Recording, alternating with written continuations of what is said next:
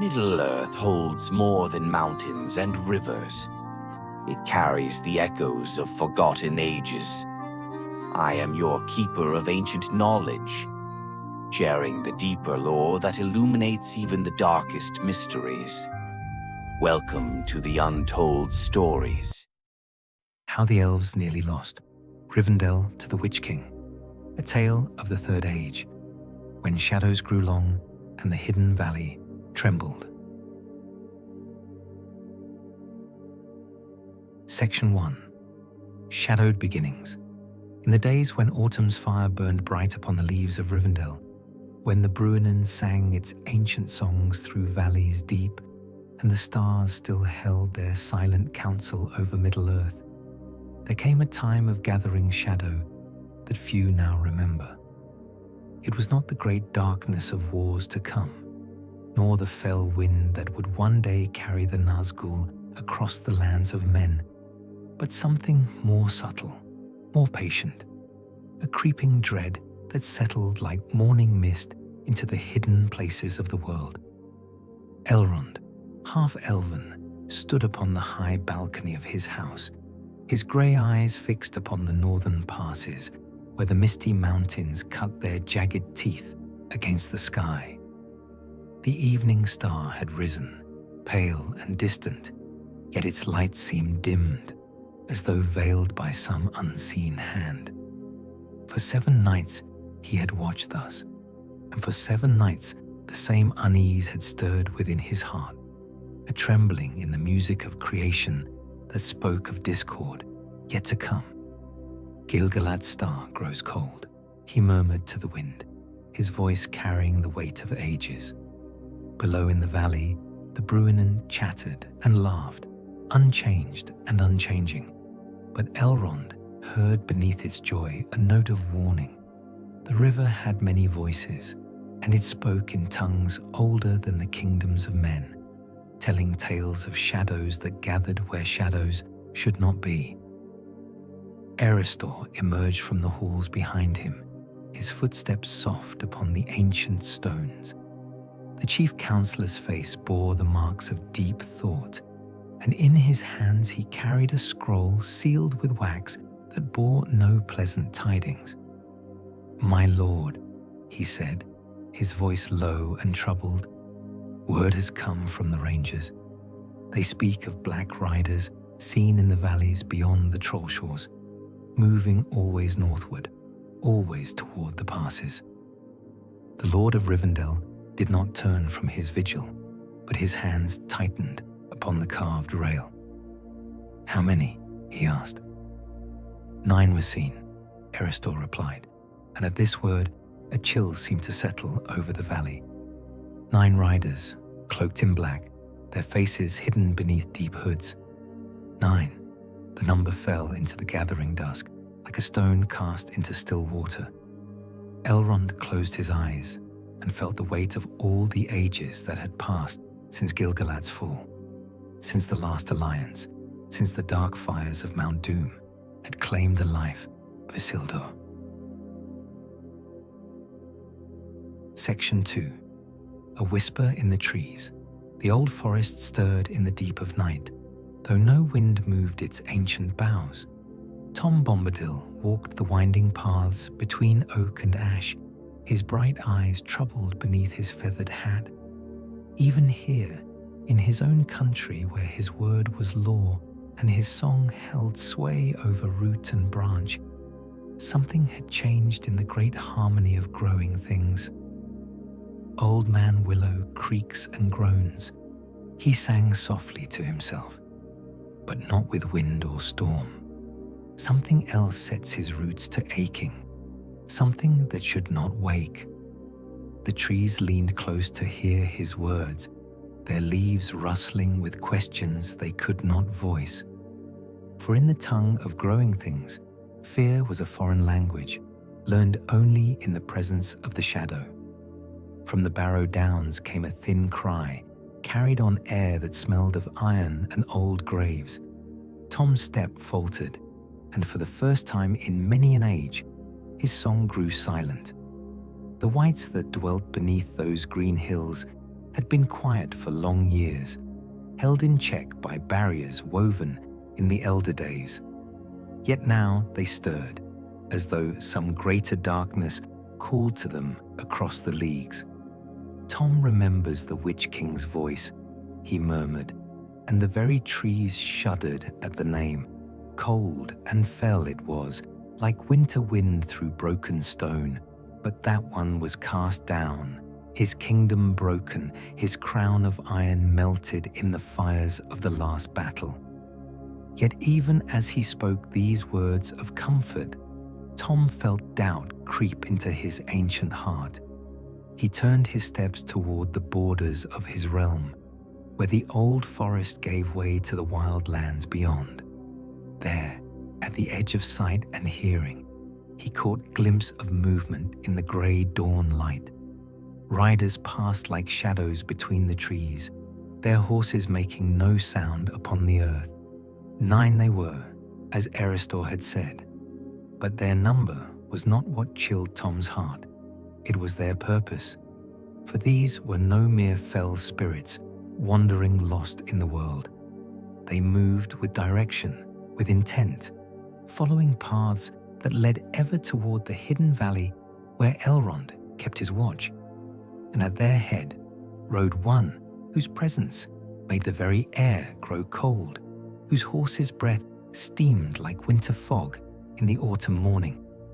Tom Bombadil, who was old when the world was young, who had walked beneath the stars before the coming of the Elves, felt fear touch his heart for the first time in countless years, for he knew that presence had felt its malice in the wars of old.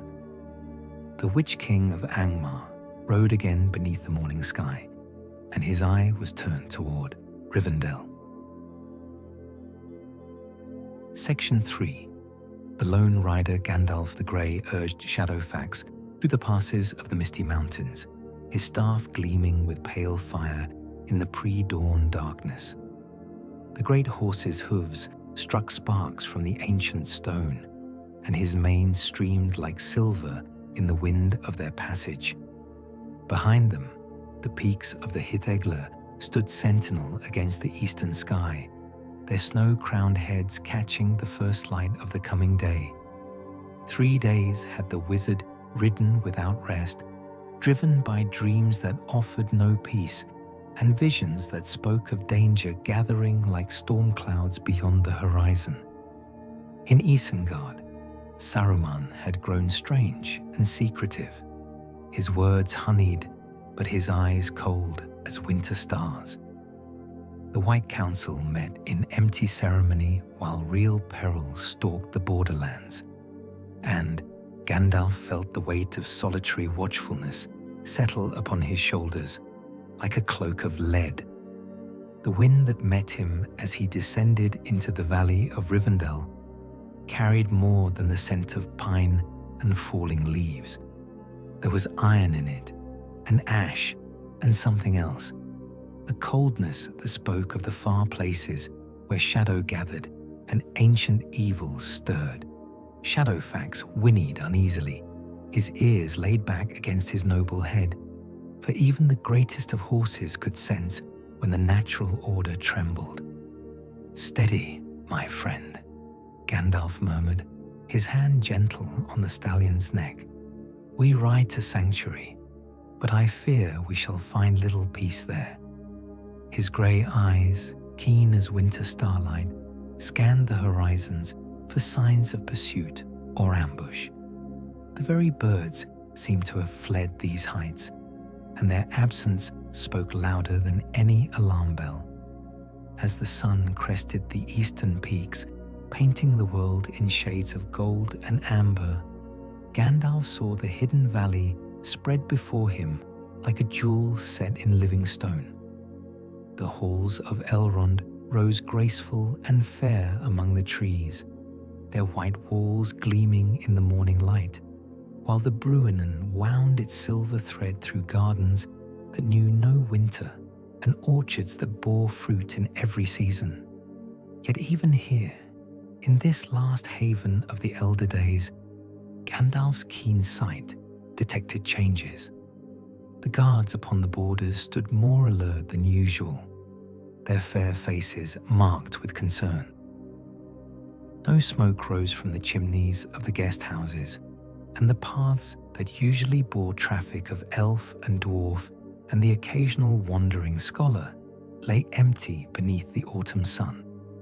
Something had come to Rivendell, or something was expected, and Elrond's people prepared for a threat they had not faced in many a long year. Gandalf urged Shadowfax to greater speed, his heart heavy with foreboding. The last sanctuary of the elves in these lands might soon face its darkest hour. Section 4.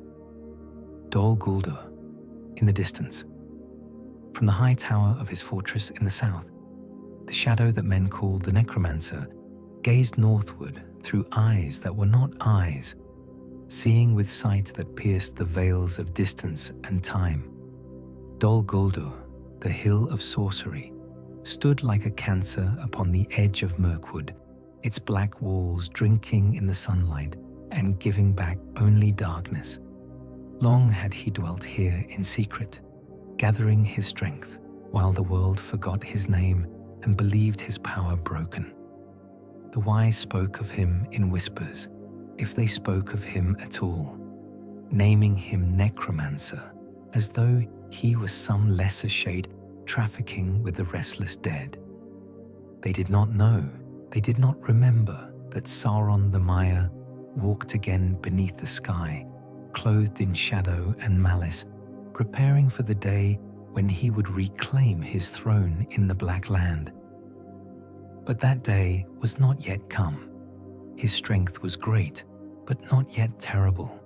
His reach long, but not yet irresistible. The ring, his precious ring, remained lost in the grey wastes of time, and without it he was diminished, forced to work through servants and proxies rather than stride forth in his own dread majesty. Still, servants he had, and among them none more fell or faithful than the 9 who had once been kings of men. The Nazgûl slept now in the deepest dungeons of Dol Guldur, wrapped in robes of shadow and dreams of ancient glory. Their rings of power bound them to his will, and through their eyes he saw what transpired in the wide world. "Arise," he commanded, and his voice was like the grinding of millstones in the depths of the earth. "The time of testing has come. Let the Lord of Rivendell learn that his hidden valley offers no protection from my wrath." In the darkness of their tombs, the 9 stirred. The Witch-King was first among them, the Lord of the Nazgûl, whose crown had been iron and whose kingdom had been built on graves. Long had he served the shadow, and longer still had he hungered for revenge against those who had cast down his realm of Angmar in the distant days of glory. "Rivendell," the Dark Lord whispered, and the name fell from his lips like poison. "Let them taste the fear they have so long forgotten. Let them remember that the shadow of Angmar fell once upon their threshold and may fall again." The Witch-King rose from his deathless sleep, his crown of iron reformed upon his brow, his sword of power naked in his hand. Behind him, 8 others took shape from shadow and malice, the dread captains of his host. Their time of hiding was ended. Section 5. Into the Black. The Witch-King of Angmar stood upon the battlements of Dol Guldur, his form wreathed in shadows that seemed to drink the very light from the air around him. Below, the fell host assembled in silence. Orcs from the deep places, wolves from the darkness of Mirkwood, and creatures whose names were spoken only in the black speech. But it was not these servants that would strike the first blow against Rivendell. That honor belonged to him alone. For 900 years, he had waited, bound to the will of his master. forced to endure the slow passage of ages while his enemies lived in peace and plenty. The memory of his defeat still burned within his spirit like molten iron. The armies of Gil-galad and Elendil breaking his power, the crown of Angmar cast down into ruin, his very name becoming a byword for fallen evil. But names, like kingdoms, could rise again. "My lord," spoke one of the nine, the wraith that had once been king of the Easterlings before the rings enslaved him. "The necromancer has given us leave to test the strength of Rivendell's defenses.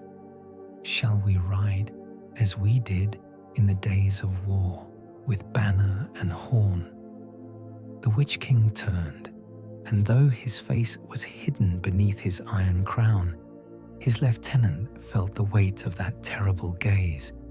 "No," he said, his voice like winter wind through empty halls. "We shall come as shadow comes, silently, unseen, until the moment of striking. Let Elrond half-elven learn that his songs and spells cannot protect him from the power that broke his king upon the Dagorlad." He raised his hand, and darkness flowed from his fingers like water, spreading across the assembled host until they seemed to fade from sight. One by one, the Nazgul mounted their fell steeds, horses bred in shadow and fed on nightmare, whose hooves made no sound upon the earth, and whose breath was the mist of the grave. "We ride," the Witch-King commanded, and though his voice was soft as silk, it carried to every corner of the fortress. "We ride to teach the elves that their day is ending, that the shadow grows strong while they fade into the twilight of the world." The black host moved out from Dol Guldur like a tide of night, flowing northward through the dark paths of Mirkwood. Orcs and wolves ran silent as phantoms, while overhead the winged creatures of the enemy kept watch from the clouded sky. But at their head rode the nine, terrible in their power, implacable in their purpose. The Witch-King smiled beneath his crown of iron. Soon, very soon, the hidden valley would echo with screams, and Elrond would learn what it meant to face the wrath of Angmar's king. Section 6. The Captive King.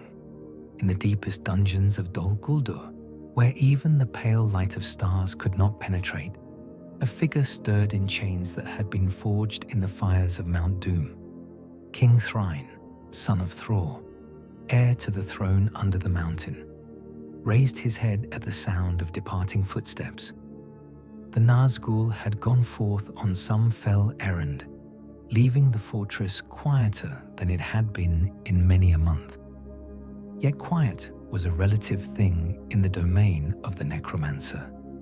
Even now, in the brief respite from active torment, Thrain could hear the whispers of the ring upon his finger, the ring of power that had marked him for capture, that had led the nine to his hiding place in the wild lands beyond Mirkwood. 7 rings there had been for the dwarf lords of old, and his was among the greatest, its golden band inscribed with runes of power that pulsed like a slow heartbeat in the darkness. "Erebor," he whispered, the name falling from his lips like a prayer or a curse. He could see it still in his mind's eye, the lonely mountain rising proud against the eastern sky, its halls filled with gold and song, its forges bright with the fire of creation. All lost now, all fallen to the greed of the dragon, while he rotted in chains and his people wandered masterless in the wild.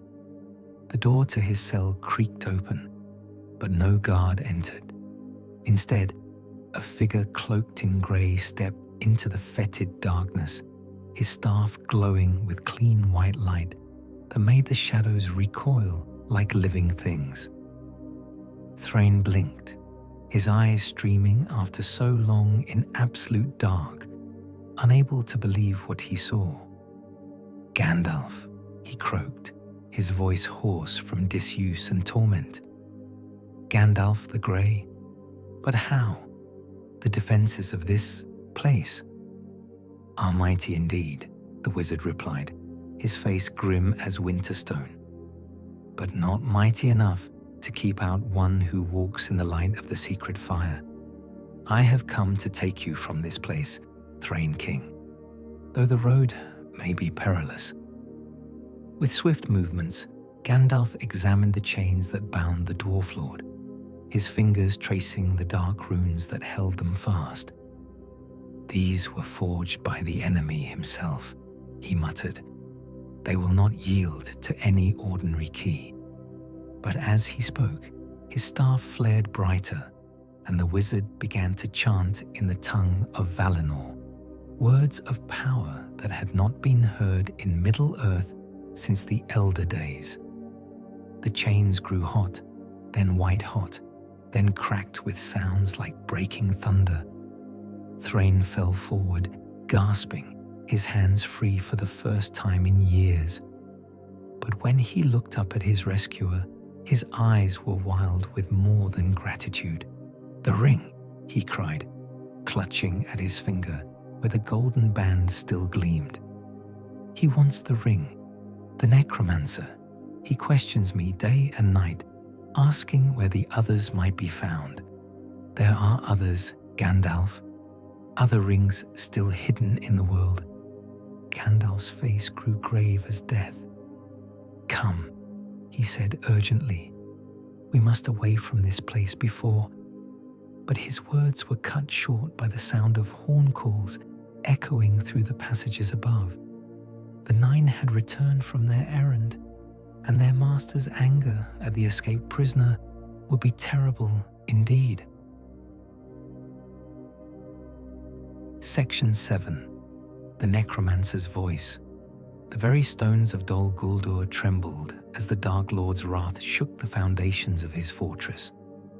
In the empty cell where Thrain had languished for so many years, shadows writhed like living serpents, and the air grew thick with malice that made breathing a labor and thought a torment. "Gandalf!" The name tore through the darkness like a blade of ice, carrying with it all the hatred that Sauron bore for the Maiar who had dared to walk in his domain. The wizard had come and gone like smoke on the wind, taking with him the Dwarf King, and the secrets that torment had failed to break from his lips. But more than the loss of his prisoner, more even than the insult to his power, what enraged the necromancer was the knowledge that his great plan had been discovered. For Thrain had spoken truly. There were indeed other rings hidden in the world, and their finding was crucial to the Dark Lord's design. 7 rings had been made for the Dwarf Lords of old, and though most were lost or claimed, their power still echoed through the bloodlines of their bearers. "My lord," ventured the mouth of Sauron, his voice carefully modulated to avoid further stoking his master's fury. "The grey fool cannot have gone far. Shall I summon the fell beasts to hunt him down?" "No." The word fell like a hammer blow, final and absolute. "Let him run to his friends in Rivendell with his rescued king. Let him warn them that the shadow grows strong and the days of their peace are numbered. It matters not. Indeed, it serves our purpose better. For now, they will know fear, and fear makes even the wise do foolish things." The Dark Lord's laughter was like the sound of breaking glass, sharp and cutting. In the scrying pool at the heart of his stronghold, images swirled and shifted. The hidden valley of Rivendell, its white towers gleaming in the morning sun, its lord standing alert upon his balcony, with trouble written in every line of his ageless face. "You have chosen your move, Elrond half-elven," Sauron whispered to the pool. You have opened your doors to the Dwarf King and his tales of rings and treasure. Now I shall make mine. The Witch-King rides with purpose now, and his target is clear. Let us see how well your sanctuary stands when true darkness comes calling. He raised his hand, and the pool's surface rippled. Far to the north, beyond the borders of Mirkwood, the nine felt their master's will touch their minds like cold fire. Their mission was no longer mere testing or terrorizing. They rode now with license to destroy, to break the power of Rivendell if they could, and to claim whatever rings might be found within its halls. The Witch-King's hollow laughter echoed across the leagues as he spurred his fell steed to greater speed. Behind him, his 8 companions rode in grim silence, their weapons gleaming with malice in the pale light of the moon. They had tasted defeat once at the hands of the Elves and their allies, but that was long ago, and the world had changed. The strength of Gil-galad was broken, the might of Númenor was dust, and even the Dunedain were few and scattered. This time, there would be no last-minute salvation, no alliance of men and elves to stand against them. This time, Rivendell would burn. Section 8. Fire in the Darkness. The borders of Rivendell had never known such watchfulness as they did in the days that followed Gandalf's return. Elven sentries stood like statues of silver and steel among the trees, their eyes bright with starlight and their ears tuned to catch the faintest sound of approach. Yet for all their vigilance, for all their skill in woodcraft and war, they could not see the enemy that crept ever closer through the wild lands. For the nine had learned patience in their long service to the shadow, and with patience came cunning. They moved by night when the moon was dark, sheltered in caves and ruins when the sun rode high, and sent forth their lesser servants to test the strength of Rivendell's defenses, while they themselves remained hidden. Elrond felt their presence like a weight upon his spirit, a constant pressure that made sleep a stranger and peace a memory. In the House of Fire, where the great hearth burned with flames that would never die, he sat in council with Gandalf and the captains of his guard, while maps of the northern lands lay spread upon the table between them. 3 days they have circled us, reported Glorfindel, his golden hair catching the firelight as he leaned forward to point at the places where tracks had been found. Here and here and here, always just beyond the reach of our patrols, always testing for weakness. They seek something, Gandalf said quietly, his grey eyes fixed upon the flames. Not mere destruction, though they would not refuse that gift if it were offered. No, they have a purpose beyond simple malice. The Witch-King knows that Thrain bore a ring of power, and he suspects that other such treasures might be found within these walls. Elrond's hand moved unconsciously to the blue stone that adorned his finger. Vilya, mightiest of the three, the ring of air that held such power over wind and water. If the enemy knew of its presence here, if the nine came seeking the elven rings as well as those of the dwarves, we must strike first, declared Eristor, his usually calm demeanor showing cracks of strain. Let them circle us like wolves if they will, but we need not wait for them to choose the moment of attack. Our cavalry could... No. The word came from Gandalf with such finality that all other voices fell silent. That is what they desire, to draw us out from behind our protections, to meet them in open battle where their terror can work its will upon our hearts. Here, within the borders of Rivendell, we are strong. Beyond them, he shook his head grimly, But even as they spoke, even as they planned and prepared, the shadows were moving. High on the ridge that overlooked the hidden valley, 9 dark figures took their positions around a circle of black stones that had been placed with careful precision. At their center stood the Witch-King himself, his iron crown gleaming in the starlight, his hands raised in gestures of summoning and command. "By ice and iron," he intoned, his voice carrying on the wind like the promise of winter's end. "By shadow and flame, by the power that was given to me in the forging of my ring, I call upon the darkness to answer. Let the waters of Rivendell know their master. Let the very stones cry out in fear." The other Nazgul began to chant in unison, their voices weaving together like discordant music. Below in the valley, the Bruinen began to slow in its course, its cheerful babbling fading to an ominous whisper. Section 9. Return to the Wise. In the great hall of Rivendell, where the light of Earendil's star gleamed from crystal lamps, and the voices of elven harpers usually filled the air with beauty, now only urgent whispers could be heard. The White Council had been summoned in haste, not the full gathering that met in times of greatest peril, but those who could be reached quickly. Elrond himself, Gandalf the Grey, and Goldor of the Havens, who had ridden hard from the Grey Ports when word reached him of the Nine's approach. "Saruman should be here," Goldor said, his sea-grey eyes troubled as they gazed upon the maps spread before them. "And Radagast the Brown, if he could be found in his wanderings. We are too few to face this threat."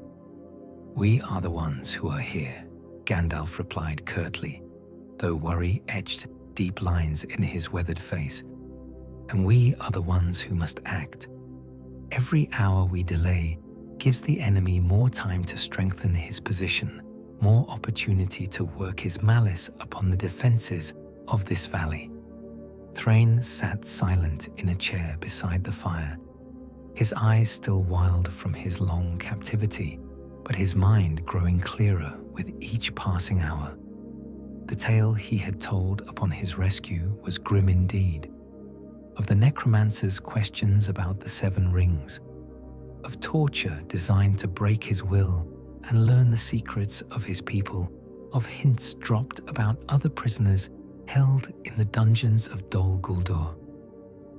"He knows," the Dwarf King said suddenly, his voice cutting through the murmured conversation. "The necromancer, he knows that the 3 still exist, though he cannot say where they might be found. He spoke of them in his torments, asking again and again if I had seen them in my travels, if I knew which of the Eldar bore them." Elrond felt a chill settle over his heart like winter frost. If the enemy suspected that the Elven rings were held in Rivendell, Lothlorien, and the Havens, then all their plans might be in jeopardy. The 3 had been made in secret, hidden from Sauron's knowledge when he forged the one. But if he had learned of them through some treachery or mischance, "What did you tell him?" Gandalf asked gently, though steel underlay his words. "Nothing," Thrain replied with fierce pride. "Nothing of value, though he tried every torment his servants could devise. I am Durin's heir, and we do not break easily." But even as he spoke, doubt crept into his voice. Yet in the darkness, in the pain, sometimes the mind plays tricks. I may have spoken words I did not mean to speak. "The rings of power call to each other," Elrond said slowly, his hand once again moving to touch Vilya where it rested upon his finger. "If the enemy has indeed learned of the 3, then he will seek them with all his might. The 9 who circle us now, they may be here for more than simple conquest." Outside, The wind began to howl with unnatural fury, and the very walls of Rivendell seemed to shudder beneath its assault.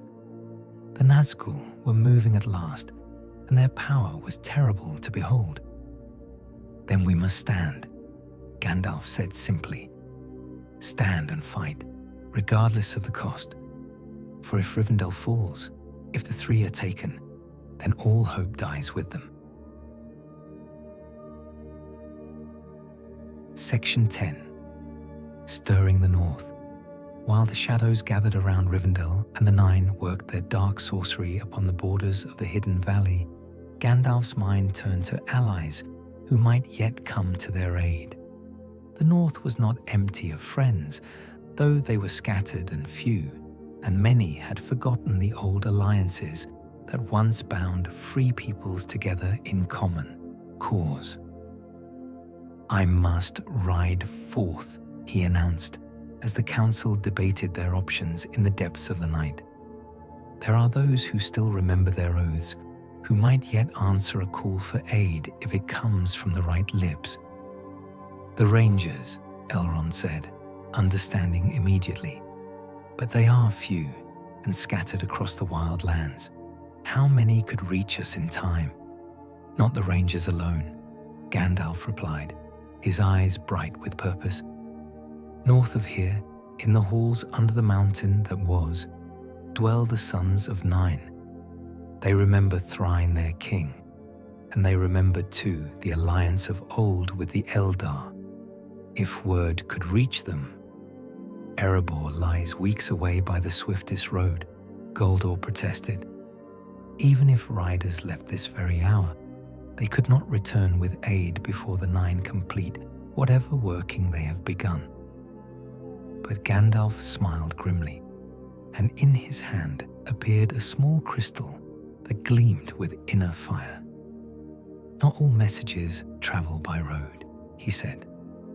"The Palantir of Orthanc is not the only seeing stone in Middle-earth, though most believe them lost or broken. This was given to me by Galadriel herself, charged with the power to carry word across great distances to those who know how to listen." He held the crystal up to the firelight, and it began to pulse with rhythm like a heartbeat. Far away, in the deeps of Erebor, where Dain Ironfoot sat upon the throne of his fathers, a twin stone would be glowing with the same light, calling him to attend its message. "Thrain, son of Thror, sends word to his people."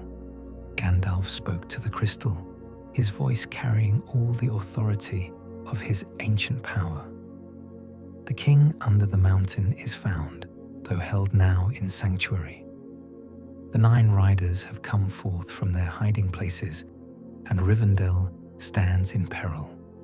Let those who remember the old alliances ride with all speed to the aid of the Eldar, lest the shadows claim another kingdom." The crystal flared once, brilliantly, then went dark.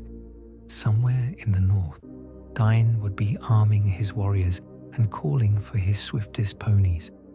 But would they come in time? "There are others," Gandalf continued, his mind already racing ahead to the next move in this deadly game. "The Beornings remember their debts to the Elves, and Grimbeorn the Old has no love for the servants of the Shadow. The Woodmen of Mirkwood, too, might send aid if properly asked." "And what of Dale?" Thrain asked, hope kindling in his eyes. "Surely King Bard's son remembers the friendship of the Elves in the Battle of 5 Armies." "Brand is a good king and a brave man," Elrond agreed. "But Dale is far away, and the roads between here and there are watched by the enemy's servants. Still, word might reach them if we are clever about it." One by one, they planned the messages that would go forth from Rivendell in the dark hours before dawn, not by road or river, but by the secret ways known only to the wise, by eagle and by speaking stone, by the thoughts of those who walked in dreams, and by signs written in starlight for those who knew how to read them. Help would come, if it could come at all, but would it arrive before the Witch-King completed his great working, before the defences of Rivendell crumbled beneath the assault of the Nine? Section 11. A Hobbit Remembered. In the quiet hours before dawn, when even the immortal hearts of the elves grew heavy with weariness and doubt, Gandalf found himself walking the paths of Rivendell's gardens. Here, among the roses that bloomed in all seasons and the fountains that sang their eternal songs, the wizard sought peace for his troubled mind. It was here that Bilbo Baggins found him, the old hobbit moving with surprising stealth despite his years, the ring-bearer of the great adventure, the burglar who had helped reclaim Erebor and face the dragon in his lair, now spent his days in comfortable retirement, writing his memoirs and composing songs that would never equal those of the elves, but charmed nonetheless with their simple honesty. "You look like a man with the weight of the world upon his shoulders," Bilbo observed, settling himself on a stone bench beside a pool where silver fish swam in lazy circles. "Or should I say, a wizard with such a weight? The metaphor becomes muddled when one is dealing with Maiar." Despite everything, Gandalf smiled. There was something about the hobbit's presence that eased burdens and lightened hearts, perhaps the same quality that had made him invaluable on the quest to the Lonely Mountain, the ability to find hope and humor even in the darkest hours. "The Nine have come forth from their hiding places," Gandalf said without preamble. "They circle Rivendell like wolves, testing our defenses, seeking entrance to claim prizes that should never fall into their hands." Bilbo nodded gravely, though he continued to watch the fish as they swam. I wondered what had set everyone on edge.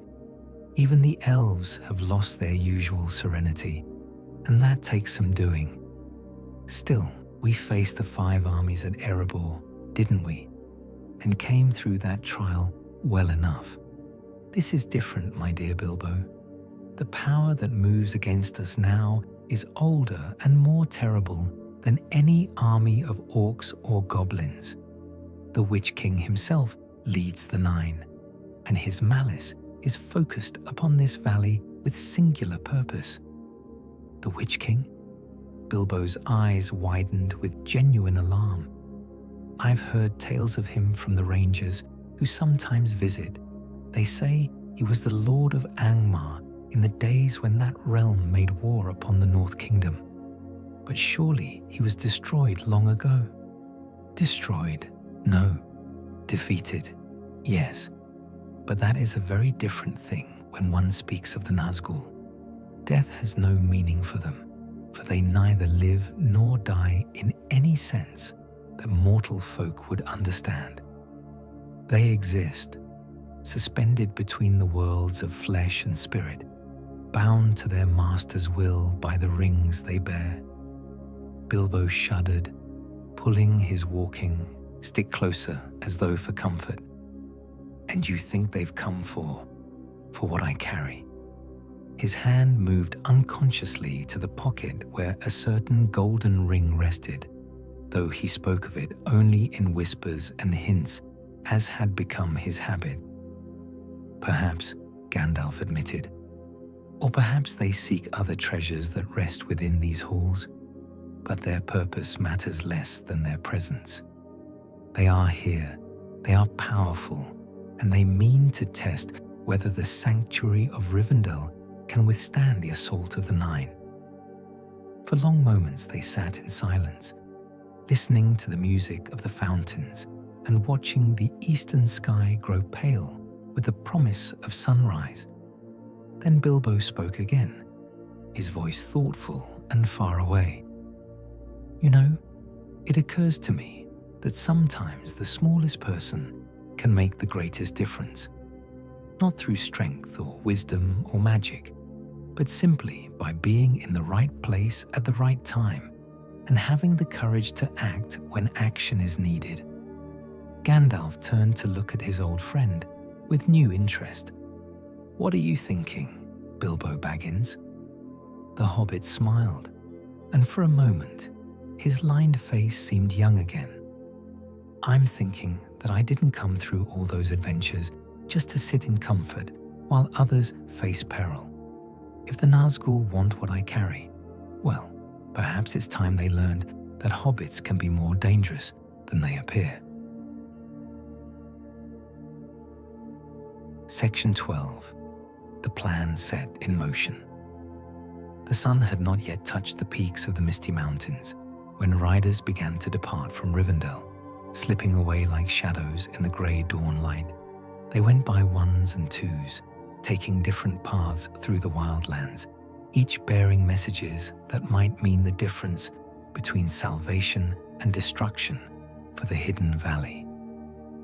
Elladan and Elrohir, the twin sons of Elrond, rode northward toward the last bridge, where rangers might be found if any still patrolled that stretch of the Great Road. Their father's trust in them was absolute, and their skill with sword and bow was matched by few in all of Middle-earth. If anyone could win through the enemy's watchers and reach Aragorn's men, it would be they. Westward went Guldur with a small company of knights from the Havens, riding hard for the borders of the Shire. Not that the hobbits would be of much use in open battle, but their lands lay upon roads that led to the North Downs, and from there word might reach the scattered chieftains of the Dunedain, who still held some loyalty to the old blood of Númenor. But it was Glorfindel who bore the most perilous mission, for he rode eastward toward the dark borders of Mirkwood itself.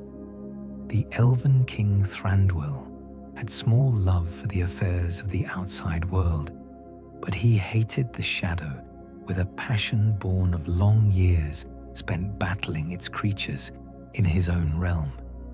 If properly approached, if reminded of the ancient kinship between all the Eldar, he might yet send aid to his beleaguered cousins. "Ride swift and return, swifter," Elrond commanded, as he bid farewell to each party. "Every hour matters now, for I fear the Nine grow impatient with their siege. Soon they will move from threats to action, and we must be ready." In the House of Fire, Gandalf labored over preparations of his own. The defense of Rivendell would not rest upon sword and spear alone, for the weapons of the enemy were not merely physical. Sorcery would be met with sorcery, darkness with light, and the wizard's power would be tested as it had not been since the last alliance. The Palantir shows strange visions, he murmured to Elrond as they stood together in the high chamber where the Seeing Stone rested upon its pedestal. Shadows moving in the north, and something stirring in the depths of Moria that should long have remained asleep. I fear this assault upon Rivendell is but one part of a larger design. The Balrog. Elrond's face grew pale at the thought, but surely it slumbers still in the deeps beneath Caradhras. It has not stirred in 1,000 years. Perhaps, but the Nine have power to wake things that should sleep, to stir hatreds that should lie quiet. If they succeed in breaching our defenses here, if they claim the ring that Bilbo bears or learn the secret of the three. Gandalf left the sentence unfinished, but its import was clear enough. Outside, the wind was rising again, carrying with it the scent of ice and iron. The final phase of the siege was about to begin, and the fate of Rivendell, perhaps the fate of all the free peoples of Middle-earth, hung in the balance. Thrain stood at a window overlooking the valley, his newly freed hands clenched into fists as he watched the shadows gather on the ridges above. "They come," he said simply. "The 9 come with fire and sword, and the reckoning is at hand." Section 13. The Fire Awakens. The attack began at sunset, when the shadows were longest and the power of the Nazgul was at its height. From 9 points around the compass, they came, descending upon Rivendell like the closing fingers of a great hand. No horns announced their approach. No war cries echoed from the hills. They moved in silence more terrible than any noise, bringing with them a darkness that was not merely the absence of light, but the presence of despair itself. The Witch-King led the central assault, his iron crown wreathed in flames that gave no warmth, and his sword trailing mist that withered the very grass beneath his horse's hooves. Behind him came creatures of shadow and malice, not orcs or goblins, for this was too important a task to trust to such crude servants, but wraiths and phantoms called forth from the dark places where they had long dwelt in hiding. "Stand fast!" Glorfindel's voice rang out from the walls of Rivendell, clear and bright as a silver bell. The Balrog Slayer had returned barely an hour before, his mission to Thranduil unsuccessful, but his heart undaunted. "Remember the light of Valinor. Remember the glory of Gil-galad. Let no shadow enter here unchallenged." The defenders of Rivendell were few but valiant. Elven warriors took their positions upon the walls and in the gardens, their armor gleaming like starlight and their swords singing as they cleared their sheaths. At their head stood Elrond himself, Vilya upon his finger, and the sword Hadafang naked in his hand, the blade that had tasted the blood of orcs in the last alliance and had not grown dull with the passing years. But it was not steel that would decide this battle, though steel would play its part. As the 9 drew closer, their power pressing against the borders of the hidden valley like a great weight, Gandalf rose to meet them with fire and light and the authority of his ancient office. "You shall not pass," he cried, his staff blazing like a star fallen to earth. "I am Gandalf the Grey, servant of the secret fire, wielder of the flame of Anor. The dark fire will not avail you." The Witch-King laughed, a sound like breaking ice. "Grey fool," he sneered, his voice carrying across the valley like poison on the wind. "Do you think your little lights can stand against the darkness of Angmar? I am the Lord of the Nazgul, and I have walked in shadow since before your kind came to Middle-earth. Stand aside or be swept aside." "I think not," Gandalf replied, and his voice carried such power that the very stones of Rivendell seemed to echo his words. "You are mighty in your malice, Witch-King of Angmar, but this valley is protected by more than sword and spell. The light of Elrond shines here still, and the music of creation runs strong in every stream and stone. You shall find no easy conquest this day." The battle was joined with a clash of powers that shook the very foundations of the earth. Light warred with darkness, hope with despair, and the ancient strength of the Eldar was tested against the accumulated malice of ages. But the 9 were not without cunning, and their assault was not merely frontal.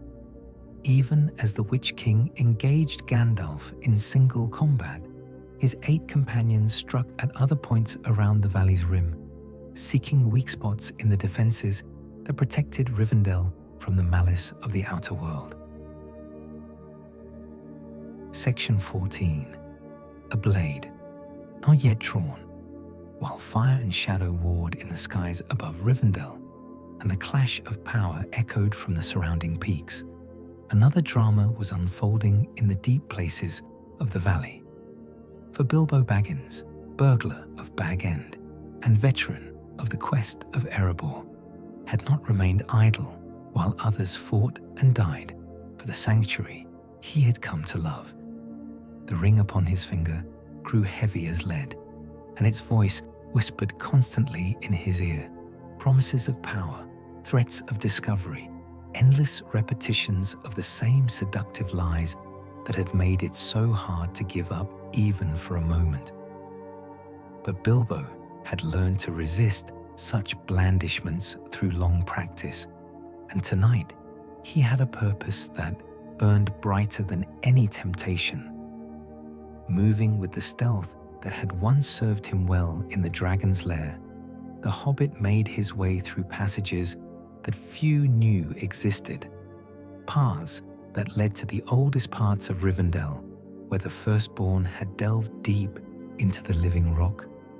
Here, in chambers that had not seen the light of day since the elder days, lay treasures and weapons that had been set aside against some future need.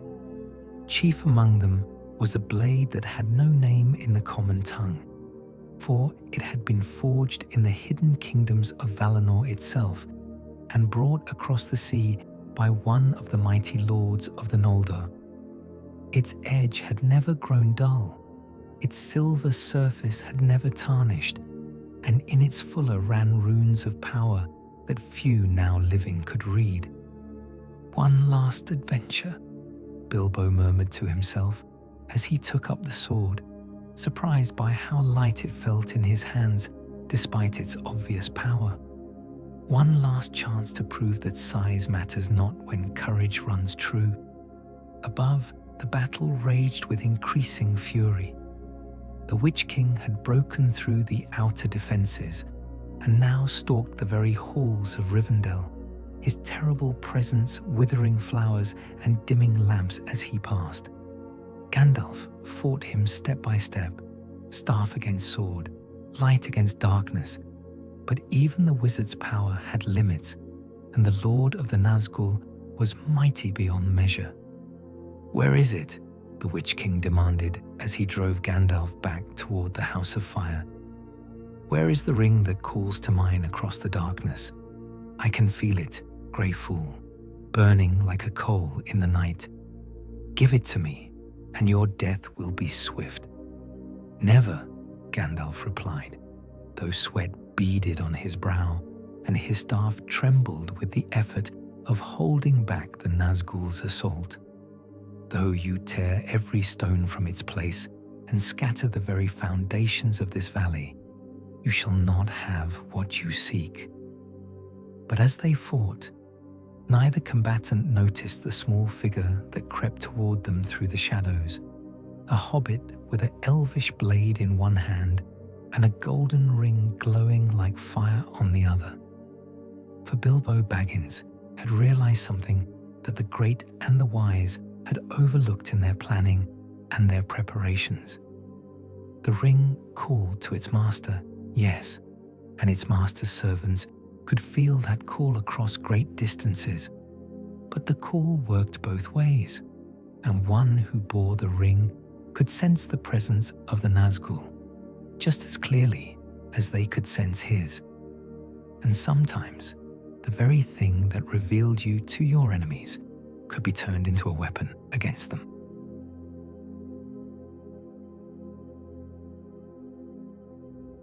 Section 15.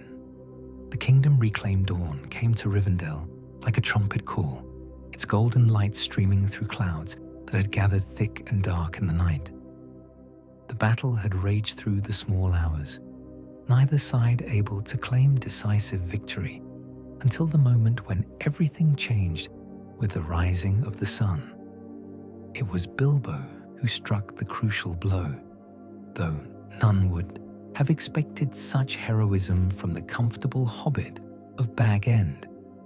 As the Witch-King pressed his attack against Gandalf's failing defenses, the ring-bearer crept close enough to drive his elvish blade deep between the joints of the Nazgul's black armor. The sword, forged in the blessed realm beyond the sea, burned the Wraith Lord like fire, and his shriek of pain and rage echoed from the mountains. Halfling, the Witch-King snarled, turning his terrible gaze upon Bilbo. But in that moment of distraction, Gandalf struck with all his remaining power, his staff blazing like the sun itself. The light of Eärendil's star, captured in crystal and held within the wizard's rod, flared forth with such brilliance that even the Lord of the Nazgul was forced to fall back. "The sun rises," Gandalf cried, his voice ringing with triumph. "And with it comes aid that you did not expect, servants of darkness. Look to the north and see your doom approaching." Indeed, even as the Witch-King struggled to recover from Bilbo's unexpected assault, the sound of horns could be heard echoing from the passes of the Misty Mountains. Dain Ironfoot had received the message carried by the Palantir, and the dwarves of Erebor came riding to the aid of their allies with axe and hammer, singing their ancient songs of war. But it was not the dwarves alone who answered Rivendell's call. From the west came Elladan and Elrohir, with a company of rangers at their backs, grim men of the north who had hidden overlong in the wild places and were eager to strike a blow against the shadow. From the south rode Grimbeorn the Old with his sons, shapeshifters who could take the form of great bears and whose fury in battle was legendary among the free peoples. The Nazgul found themselves surrounded, their carefully planned assault turning into a desperate fighting retreat as forces converged upon them from all directions. The Witch-King fought with the fury of desperation, but even his power could not stand against so many foes, especially when the light of day strengthened their hearts and weakened his own malice. "This is not ended," he cried as he was forced to withdraw, his 8 companions rallying around him like shadows fleeing before the dawn. "The ring calls to its master still, and what has been hidden will be found. The shadow grows strong while your light fades, and the day will come when all your havens will fall to darkness." But his threats fell on deaf ears, for the defenders of Rivendell were too busy celebrating their victory to pay heed to promises of future doom. The hidden valley was safe, its treasures secure, and the alliance of the free peoples had held fast against the ancient enemy. Yet in the depths of Dol Guldur, the necromancer smiled as his servants returned with tales of defeat. For though they had not achieved their primary goal, they had learned much about the defenses of Rivendell and about the ring that Bilbo bore, whose power now burned bright in their master's awareness. The first move in the great game had been played, and though this round went to the light, many moves remained before the final victory could be claimed.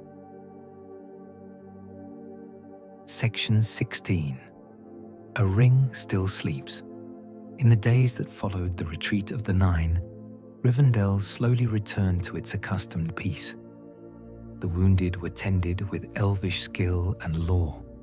The damaged walls were repaired with song and stone, and the gardens that had withered under the Nazgul's touch began to bloom again under the careful attention of their keepers. Yet for all the celebration and relief that filled the hidden valley, those who were wise could not forget the Witch-King's parting words. The ring that Bilbo bore had revealed itself during the battle, its power flaring forth in moments of greatest peril, and though the hobbit himself seemed unchanged by the experience, Gandalf watched him with growing concern.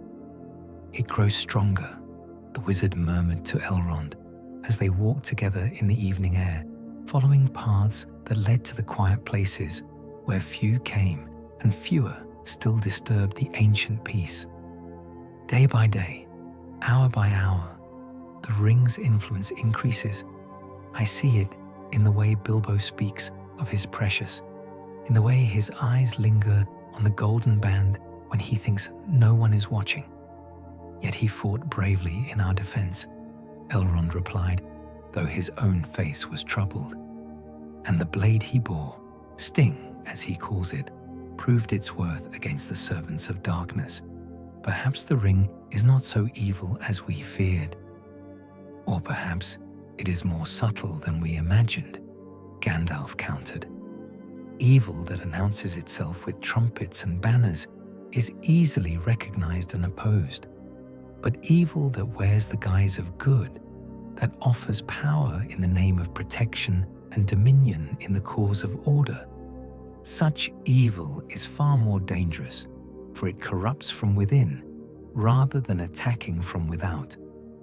They paused beside a fountain where silver water fell in musical cascades, its voice singing of older days when the world was young and the shadow had not yet fallen across the lands of Middle-earth. In the growing dusk, the water seemed to gleam with its own inner light, a reminder of the blessedness that still lingered in the hidden places of the world. "What would you have me do?" Elrond asked. "Bilbo has earned his rest after all his adventures, and the ring has saved him from dangers that would have destroyed a lesser person.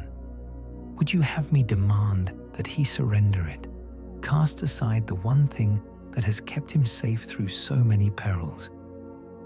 "I know not," Gandalf admitted, his voice heavy with the weight of uncertainty.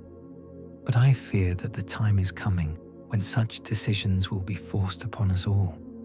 The necromancer of Dol Guldur grows strong. The Nine have tasted our strength and found it wanting, and in the shadows other powers stir that have long slumbered." As if summoned by their words, Bilbo appeared upon the path ahead of them, walking slowly with his hands clasped behind his back and his eyes fixed upon the stars that were beginning to appear in the darkening sky. He looked older than his years, Gandalf thought, though whether from the burden of the ring or simply the weight of time was impossible to say. "A beautiful evening," the hobbit said as they drew near. "The kind of night that makes one grateful for peace and safety, for friends and fellowship, for all the good things that make life worth living." But even as he spoke these cheerful words, his hand moved unconsciously to his pocket, and his eyes held a distant quality that had not been there before the battle. The ring slept now in its golden circle, but its dreams were dark and deep, and in those dreams it reached out across the leagues to the master who had made it, whispering of its location and the one who bore it. The first move in the great game had indeed been played, but the game itself was far from over. And in Bag End, in a hole in the ground where a hobbit would one day celebrate his birthday with fireworks and fine food, destiny waited with the patience of ages for the proper moment to reveal itself. Section 17. The enemy withdraws. The retreat from Rivendell was not the route that some among the Free Peoples imagined it to be. The Nine withdrew in good order, their mission incomplete, but not entirely failed, carrying with them knowledge that would prove valuable in the wars to come. For though they had not claimed the ring or broken the power of Elrond's sanctuary, they had learned much about the defenses of the Hidden Valley and the alliances that bound the scattered enemies of the Shadow. The Witch-King himself led the withdrawal, his iron crown dim but unbroken, his sword still thirsting for the blood of his enemies. The wound that Bilbo's blade had dealt him would heal as all wounds healed for those who existed beyond life and death. the memory of it would not fade. A halfling had struck him down, a creature so small and seemingly insignificant that he had barely noticed its presence until the elvish steel bit deep between his ribs. "We underestimated them," he said to his fellow Nazgul as they rode through the dark paths of Mirkwood, heading south toward the stronghold where their master waited. All of them, the Grey Wizard, the Lord of Rivendell, even the little creature that bears the ring, they are not as weak as we believed, nor as divided. The Nazgul, who had once been king of the Easterlings, spoke in reply, his voice like the whisper of wind through dead leaves. "Yet we have learned much, my lord. The location of at least one of the three is now confirmed. The Lord of Rivendell wears Vilya upon his finger, and its power was plain to see in the battle. Our master will be pleased to have such knowledge." "And the ring that the halfling bears," added another of the nine. "Its call grows stronger with each passing day. Soon it will be impossible to hide, even in the deepest hole or the most hidden valley. The master's pull upon it increases, and resistance becomes harder for its bearer." The Witch-King nodded grimly. "That is the way of all the rings of power. They were made to serve, and serve they will, willing or not. The halfling may think himself free, may believe that his little blade and his courage have won him victory, but the gold upon his finger will betray him in the end." Behind them, the shadows of Mirkwood closed around their passage like a living thing, welcoming the servants of darkness back into the realm where evil had long held sway. Spiders stirred in their webs at the feeling of their presence, and wolves howled in the deep places where no sunlight ever reached the forest floor. But it was not to the necromancer's tower that the nine rode directly. First, they had other business to attend to, other pieces to move in the great game that their master played across the board of Middle-earth. The dwarves of Erebor had answered Rivendell's call with suspicious speed, which suggested that communications between the free peoples were better than the enemy had supposed. Such lines of communication would need to be cut if future operations were to succeed. And there were other matters to consider as well. The shapeshifters of the Carrack had shown themselves willing to fight alongside elves and men, which created the possibility of new alliances forming where none had existed before.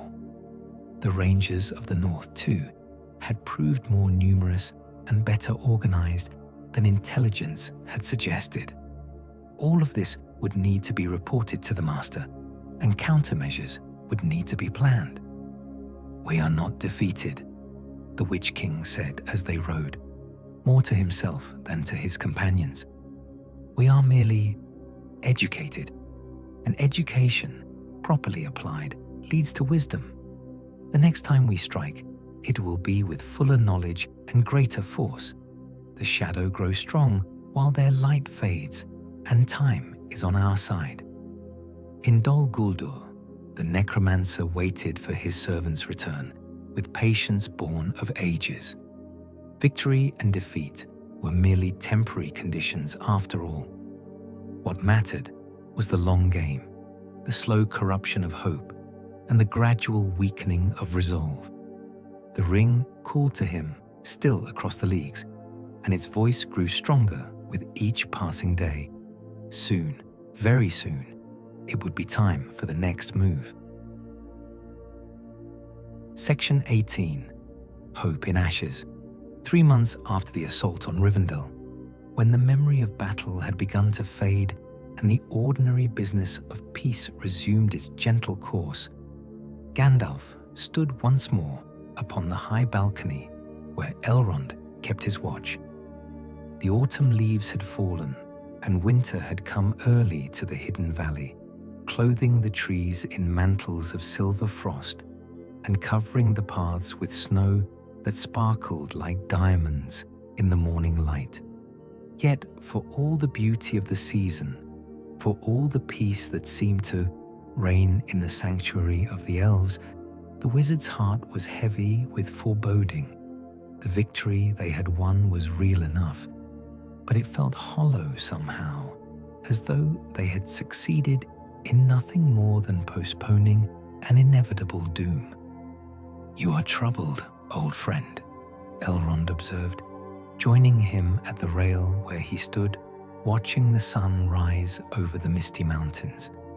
"The shadow of the battle lies heavy upon your mind, though many weeks have passed since the Nine withdrew."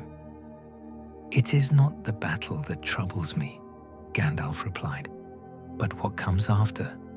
We drove them off, yes, but we did not destroy them.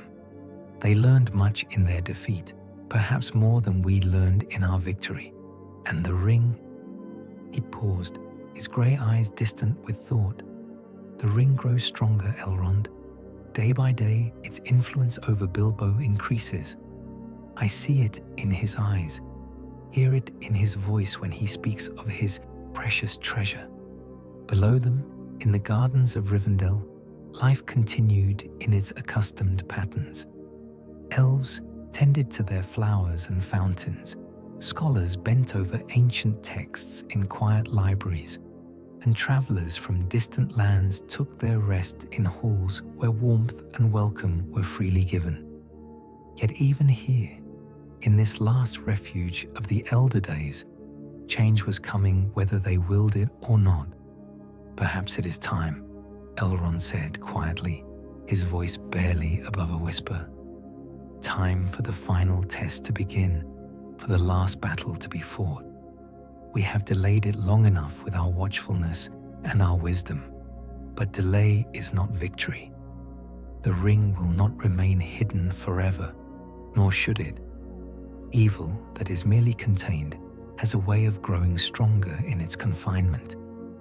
Gandalf nodded slowly, understanding the weight of what his friend implied. "You speak of the fire that destroyed it," he said.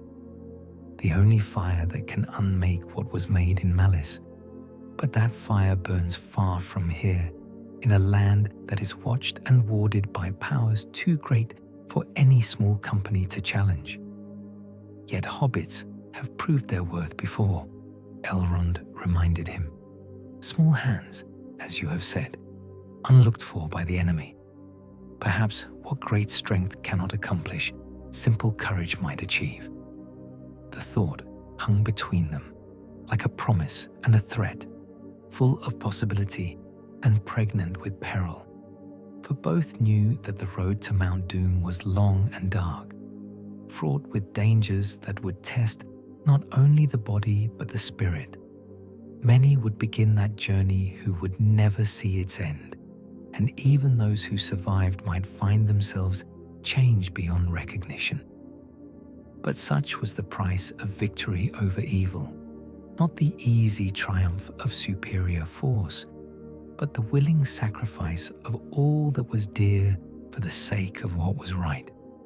The ring would have to be destroyed, whatever the cost, before its master reclaimed it and used its power to enslave all the free peoples of Middle-earth. "When the time comes," Gandalf said at last, his voice firm with resolution, "we must be ready to make the choice that duty demands, ready to pay the price that honor requires. The shadow grows strong, yes, but the light endures, and while it endures, hope remains." In the distance, a bell began to toll the hour, its voice clear and sweet in the frosty air. The day was beginning in Rivendell, as it had begun for countless days before, and would begin for countless days to come. But this day was different, for it carried within it the seeds of the future, a future that would be shaped by the choices made in the present, by the courage of the small and the wisdom of the great by the eternal struggle between the light and the shadow that defined the very heart of Middle-earth. The tale of how the elves nearly lost Rivendell to the Witch-King was ended, but the greater story of which it was only a part was just beginning. And in that beginning lay both terror and hope, despair and triumph, all the pain and all the glory that would mark the final passing of the Third Age and the coming of the time of men. Thus ends this tale of the Third Age, when shadows gathered and heroes rose to meet them, when the smallest among us proved the greatest in heart, and when the light endured despite all that darkness could do to quench it. For such is the way of things in Middle-earth, where hope springs eternal and courage never dies, though the world itself may change and pass away.